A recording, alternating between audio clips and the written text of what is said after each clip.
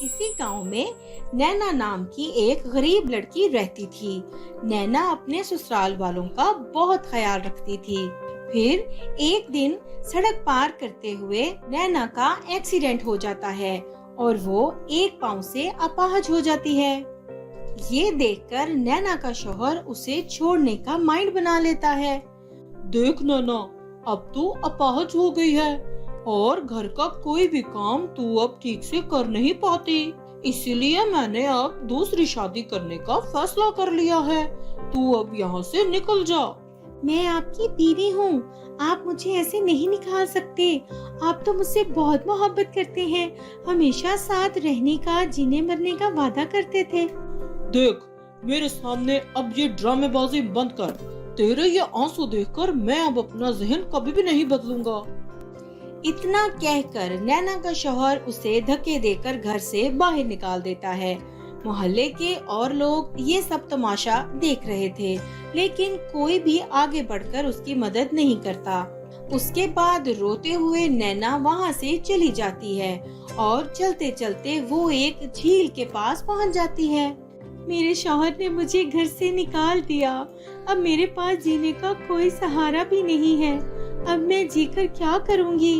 इस तरह दुखी होकर जिंदगी गुजारने से बेहतर है कि मैं एक ही बार खुद को मार लूं। उसके बाद ये सोचकर नैना झील में छलांग लगा देती है और देखते ही देखते वो झील के बिल्कुल नीचे तह में पहुंच जाती है। लेकिन तभी उस झील में रहने वाली एक जलपरी नैना को बचा लेती। अरे तुम क्यों मरना चाहती हो आखिर? तुम्हें क्या परेशानी है आखिर?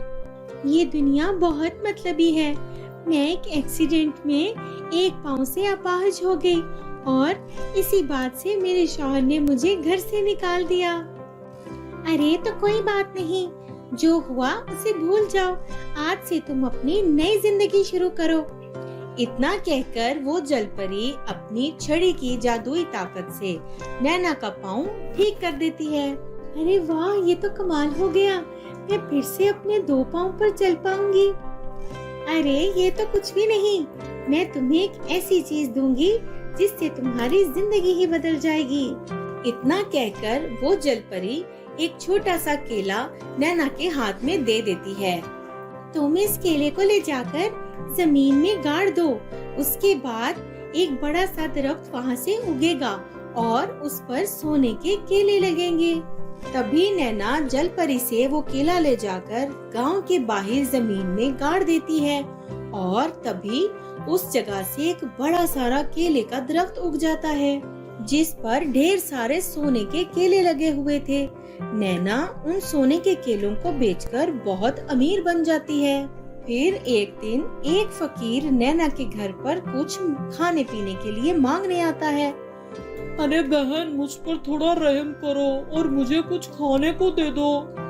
आजकल इंसानियत खत्म हो गई है, कोई भी हम फकीरों को खाना नहीं देता।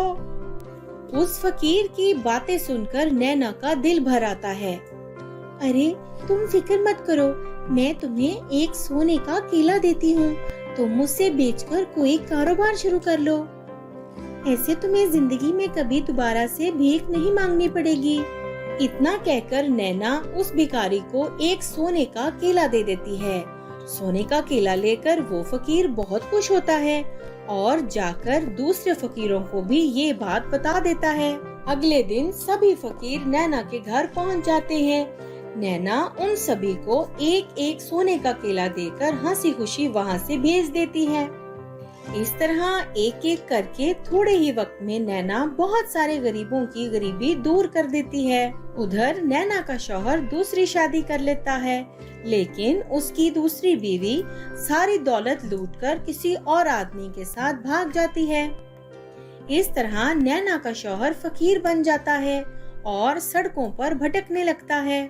फिर एक दिन वो भीख मांगते मांगते नैना के घर पहुंच जाता है। नैना को दो पाँव पे चलता देखकर उसे बहुत हैरानी होती है। साथ ही नैना की अमीरी देखकर उसकी आंखें फटी की फटी रह जाती हैं।